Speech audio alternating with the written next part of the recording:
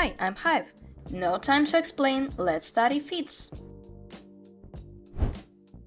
Let's start with the basics. Furry legs usually fall into two main types. One is closer to the human anatomy, and the other is more animal-like. In the first case, the leg stands straight, with the lower leg aligned vertically.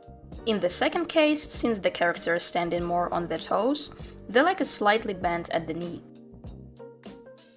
The foot is made up of three equal parts: the heel, the main body, and the toes. Let's start with the first foot type. We draw a circle. This represents the ankle bone here. Then we simplify the foot using basic geometric shapes.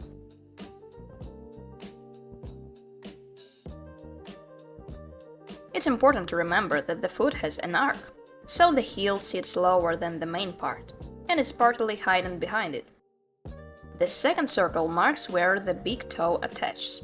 We connect the two circles with a line.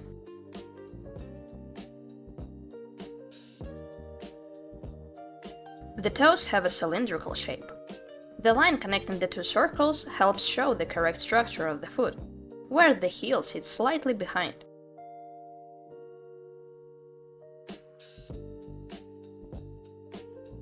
The highest point of the foot is above the big toe, and from there it slopes down toward the smaller toes, ending in the pinky.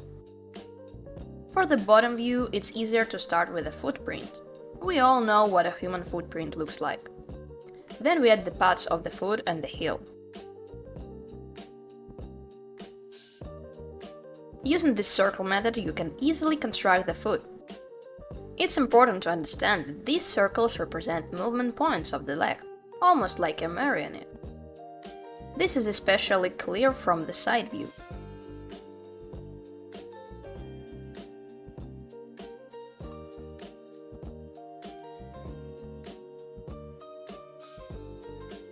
Now let's move on to the second type of paw. Here the paw is more elongated and heels is much smaller. The toes are easiest to draw as a triangle. From the front, the shape looks like a pyramid of toes, where the two middle toes are always larger than the side ones. Then the shape narrows and slightly widens again near the heel. From the bottom, the base shape is similar. The main paw pod is made of three parts, with the center one being higher. The toe pods are angled slightly toward the center. So, a small heel and large chunky toes.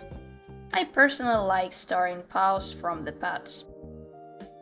I sketch them with quick curved strokes and then refine the details. The main thing to remember is that the two middle toes are larger than the side ones.